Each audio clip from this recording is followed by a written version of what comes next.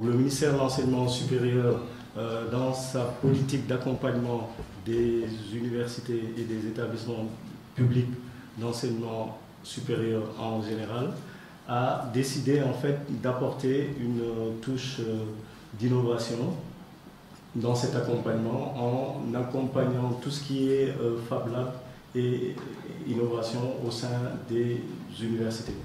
Donc le premier geste qui a été fait aujourd'hui en fait, c'est de fournir à ces universités et au CRE un outil qui est l'imprimante 3D, donc qui permet d'imprimer en volume des objets. Donc cette imprimante 3D, au-delà de l'aspect ludique que ça peut avoir, va permettre à nos étudiants et aux populations de voir que à travers cet outil, on peut travailler pour produire des objets qui pourront être utilisés dans notre quotidien.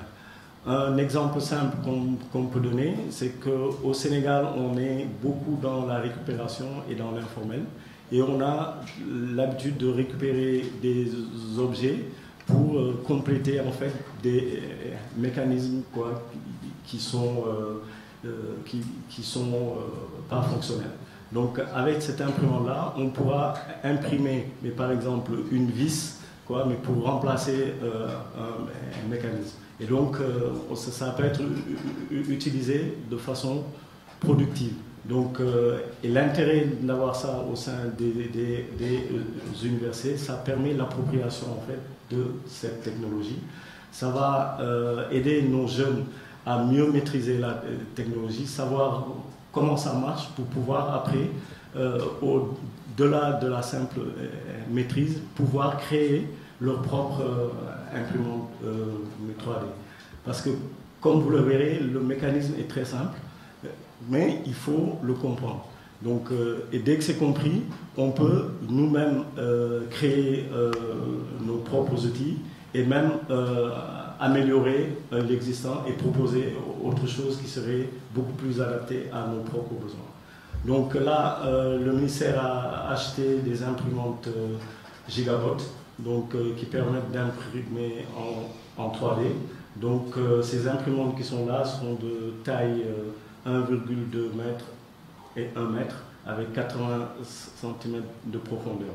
Ça permet d'imprimer aussi finement, le minimum d'impression c'est 0,178 mm.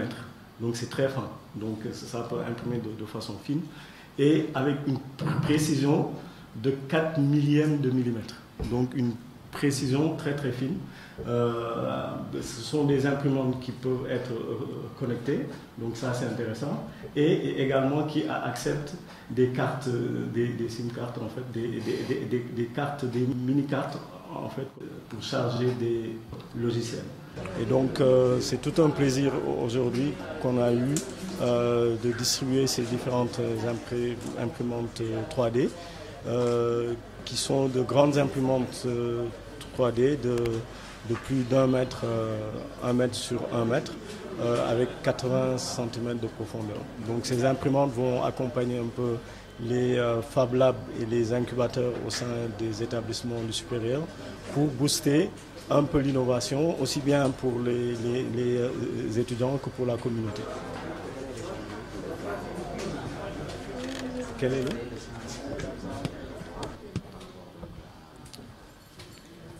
D'accord. Donc on pense qu'avec ces imprimantes-là, ça va susciter chez les étudiants, chez les chercheurs, une curiosité qui va les amener à aller beaucoup plus loin que juste l'utilisation de ces imprimantes-là.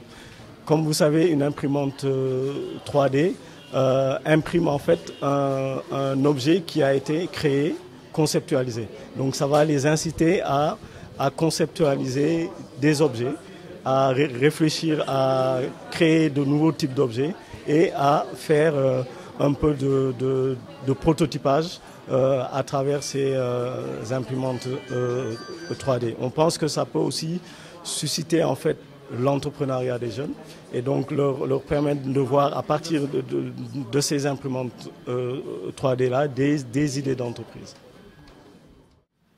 Et c'est des outils qui vont peut-être permettre à nos étudiants de pratiquer et vraiment d'être au diapason, d'être au courant des dernières technologies qui existent aujourd'hui dans tout ce qui est dans le monde actuellement. Pour nous, en tant qu'université, ces outils aussi vont bénéficier aux étudiants, mais aussi dans le cadre du service à la communauté.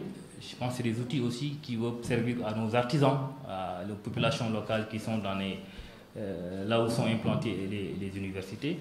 Remercier aussi le CRISI pour l'accompagnement qui va être fait aussi au niveau de la formation aussi, parce que je pense qu'il va falloir aussi que dans nos universités, que les utilisateurs soient formés aussi à ce genre d'outils, surtout les étudiants, les artisans. Je pense que c'est un projet aussi qui est en droite ligne par rapport au projet Fab Lab qui existe déjà dans nos universités. Je pense que les gens sont avancés dans le projet et ce dispositif aussi vient renforcer déjà ce qui existe dans nos universités. Aujourd'hui, nous abordons un autre aspect qui est un aspect technologique et d'innovation, qui est la prise en main des imprimantes 3D, qui est une technologie d'avenir, une technologie aussi qui donne aux usagers, je dirais, la libre utilisation de leur imagination, de leur créativité pour les traduire en fabrication d'objets très audacieux, puisqu'on voit à travers le monde aujourd'hui tout ce que les imprimantes 3D peuvent produire. Aussi bien, nous sommes au Sénégal, les éléments qui peuvent aider les personnes en mobilité réduite, les protèges sur mesure, des fabrications de pièces sur mesure, qui peuvent être des pièces sur du matériel extrêmement sophistiqué, et bien d'autres choses. Nous avons vu même des maisons fabriquées avec des imprimantes 3D et bien d'autres choses. Nous le disions lors de ce séminaire, c'est aujourd'hui un monde qui peut nous appartenir si nous acceptons de nous engager de plein pied dans le numérique. Parce que c'est ça la science et la technologie d'avenir. Nous avons un espace qui est propice, puisque nous avons une population jeune. Il nous faut lui fournir une formation de qualité et en même temps mettre à sa disposition des instruments pour lui permettre d'ailleurs d'en inventer et d'en créer. Nous savons bien qu'au Sénégal aujourd'hui, il y a des innovateurs qui déjà créent des imprimantes 3D. Il s'agit de démultiplier cela et de faire en sorte que toutes ces technologies innovantes, imprimantes 3D, drones, etc., robots, puissent naître ici, s'acclimater et répondre à nos besoins, à notre imaginaire et à notre envie de transformer notre cadre de vie et de créer un futur propice au bien-être de nos populations. Donc, ceci est extrêmement important et le recteur de l'université Gaston Berger l'a rappelé. Nous avons déjà un projet qui a démarré depuis plus d'1 an. C'est le projet Fab Lab, Khalat Defar. Ce projet que nous avons avec la coopération française qui équipe l'école supérieure polytechnique, l'école polytechnique de Thiès et l'Institut polytechnique de Saint-Louis en imprimante 3D et les accompagne. Mais ce projet ne suffit pas. Le ministère lui-même, sur ses ressources propres, à travers la direction du Centre des réseaux et des systèmes d'information, a pris la mesure des choses en achetant des imprimantes 3D et en les mettant à la disposition des universités et des écoles. Et ceci, c'est pour encourager l'innovation. Nous savons bien qu'aujourd'hui, nos universités, nos écoles ont à cœur de développer l'entrepreneuriat au niveau de nos étudiantes et de nos étudiants. Toutes, quasiment, ont des incubateurs qui fonctionnent et ces imprimantes 3D viendront enrichir les équipements de ces incubateurs, viendront enrichir les équipements des écoles d'ingénieurs et des écoles de formation et viendront donner un espace, je dirais, de créativité et d'imagination pour nos étudiantes et nos étudiants. Il faut que cette technologie soit une technologie usuelle au niveau de nos institutions. Et que nos étudiants, pas seulement les scientifiques, c'est vrai que les scientifiques, les ingénieurs, les techniciens, les informaticiens, les mathématiciens, les physiciens sont sans doute les premiers à les utiliser. Ils ont peut-être les dispositions premières. Mais je dis bien, un géographe, une géographe sont en mesure de les utiliser. Une littéraire, un littéraire peuvent aussi les utiliser. Donc ce n'est pas simplement pour les techniciens, les ingénieurs, les gens qui sont forts dans les formules, etc. Non. Même les poètes et les écrivains, avec un peu d'effort, ils devraient pouvoir rendre visible. Parce que les imprimantes 3D sont capables aussi de faire des objets artistiques. Et c'est un moyen, dans le cadre des arts graphiques et numériques, de produire aussi.